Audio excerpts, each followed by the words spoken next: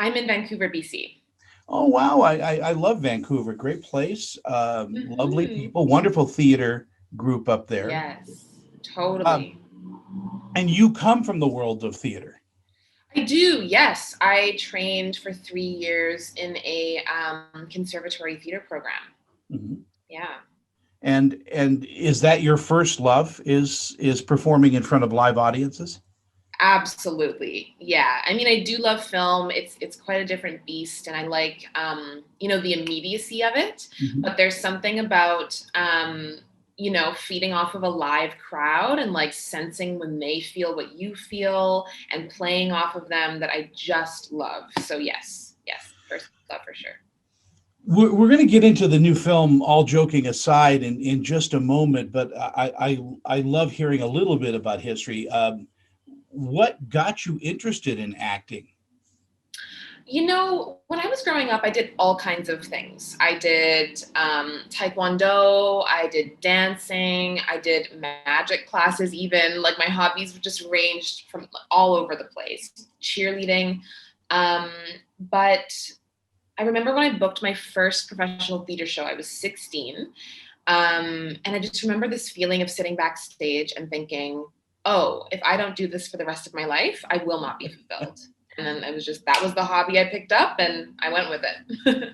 And now it's become your life, your how you make a living. And Absolutely. in that, I mean, there's a lot to learn. I mean, when I talk with young actors and actresses, um, they seem not to understand that this is a business, and you've got to be on top of your finances and contracts and things like that. So, was all of that hard to learn, or did you learn by mistakes and doing it I three or four learned times? yeah, I learned my mistakes for sure. um, yeah. There's a few things that I wish I would have learned closer to. Like, for example, when you work in film, they don't take your taxes off because you're an independent contractor. Mhm. So, and it works the same way with theater. So I remember the first year that I did like a high-paying theater job in Vancouver, and I did my first film gigs. And then when it came time for tax season, I was like, oh, what do you mean I owe you a bunch of money? I'm used to getting money back. So, 30%. Wow. what? Yeah. So, yeah, there's definitely a lot to learn. And even just the mindset that you have to have, like this might feel kind of, icky for some, but in a way, you are a product. You know what I mean? Like you Yeah. have to be marketed. And so being able to separate that from yourself and knowing that what you present to your professional life and your acting career is not who you are, and you can keep that separate. Yeah. I think that's important, and some people really struggle with that. Well, knowing the difference between, a photo shoot and a guy with a camera, there's Yeah, totally. so, in watching, all joking aside, by the way, that's going to be available November 13th, I think, Correct. on all video on demand platforms. Yeah. Um, I kind of equate stand up comedy with being a musician, Mm, yeah, I could see that. because here Yeah. your character, Charlie, is trying to find her voice, the rhythm of her comedy. And, Hmm. she's turning to, an interesting mentor to help her with that. Hmm. And there's a certain pacing to comedy. Did you find that to be true? Oh, absolutely. That was something that we really had to work on because the jokes were written for me. But if you're a fan of stand up at all, you'll know that any comedian has their own specific rhythm, their own specific way that they write jokes that works for their Mhm. delivery.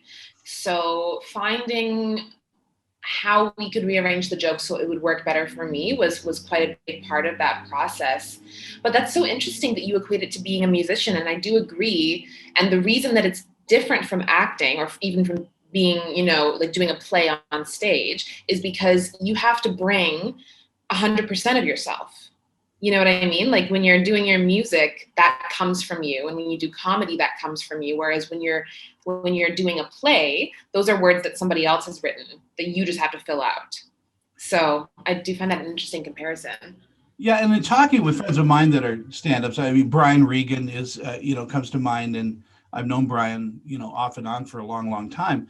it's also that concert, kind of touring thing where you have to make every joke, even though you've told it 500 times, sound like it's the first time you've told it.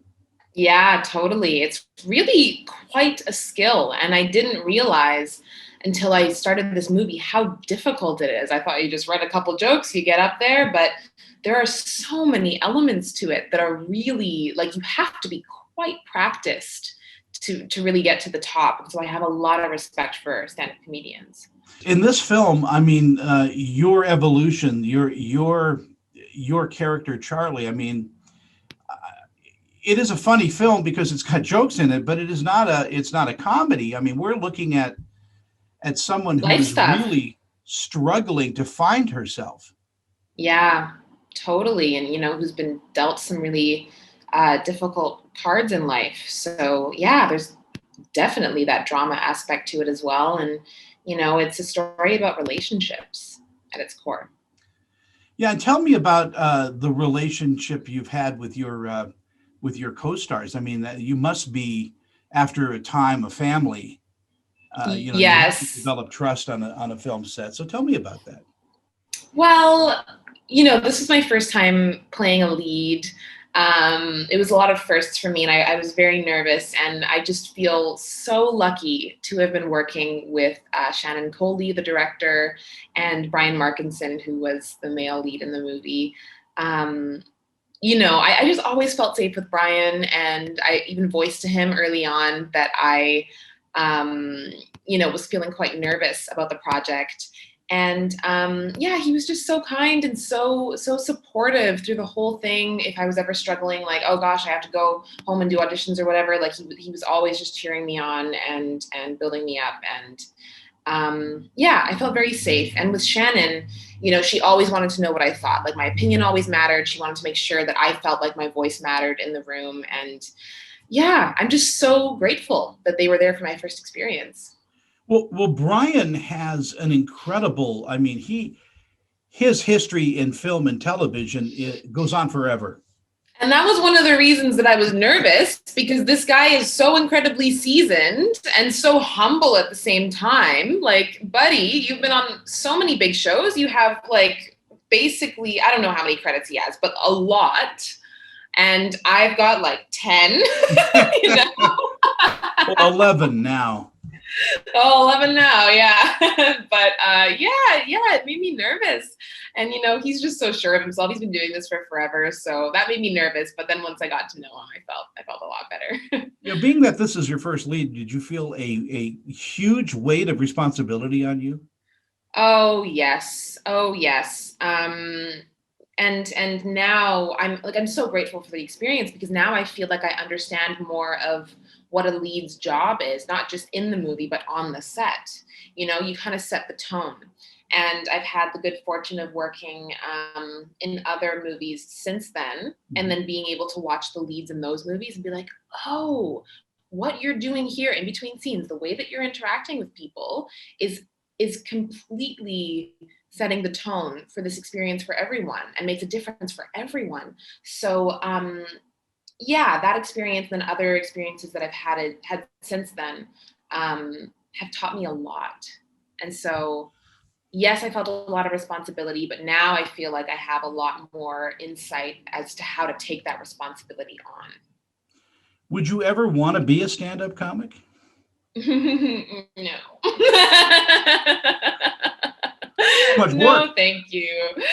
Yeah. No, I did it one time in preparation for the film. I wrote my own 5-minute set and I got up on an open mic night and it was one of the most terrifying experiences of my life. And I would like to never do it again. Thank you. Wow. So what about directing and producing? Um, that is something that I could see for myself quite down the line.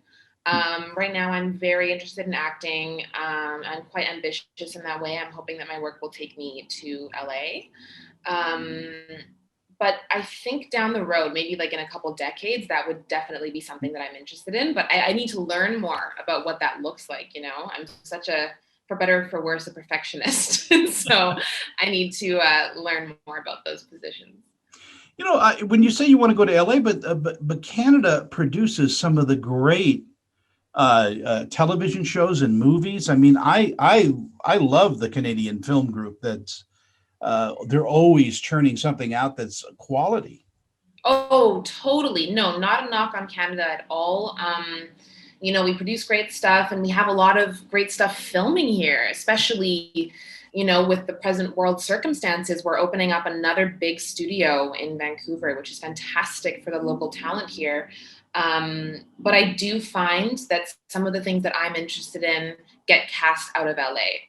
So it doesn't necessarily mean that I need to work in LA, but I would like to be open to the roles that are getting put up as an option in LA. Just being represented there and people knowing you.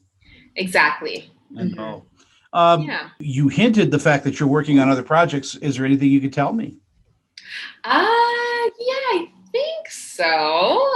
Well, maybe I'll just keep it kind of vague. I've just been pretty busy this summer doing movies of the week. Yeah. So I've been doing some stuff for Lifetime and some stuff for Hallmark. And so those things will be coming out later this year. So that's exciting. A Christmas film for Hallmark, maybe? 2. It's exhausting work because they shoot them in the summer. Oh, yeah. There was one project that I worked on for 3 weeks that was in July, in the heat of the summer. And I kid you not, I had crew members shoving ice packs down my pants so that when I wore my winter coat, I wasn't just like sweating beyond belief on camera. Like it's pretty tricky, but it's good fun. That's in my contract. Wherever I go, I have to have somebody shove ice down my pants. Absolutely. It doesn't matter what time of year it is, okay? I need the ice packs. Why would that be a writer in a contract? It is such a pleasure to sit and chat with you for our very first time. You really do a great job, in all joking aside. The character that you play has so much heart and so much angst. And we feel it. I mean, acting, I've always been told that acting is in the eyes when you're doing film. Mm-hmm. And you have such expressive eyes, and it's not always the dialogue, it's those moments in between dialogue that really make an actress. And you do such a great job in this movie. Thank you. I appreciate that. Thank you. And again, thank you so much for being part of our day and part of the show here. And I look forward to talking to you again. Yeah. Hopefully we get another opportunity. It was great to chat with you. This celebrity interview is sponsored by...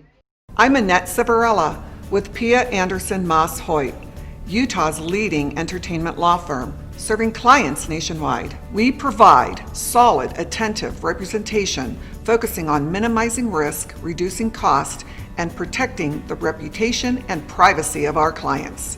Our goal is to provide you with the legal representation you need to make the right decisions and to protect you and your creative works. Call or email me for a free consultation.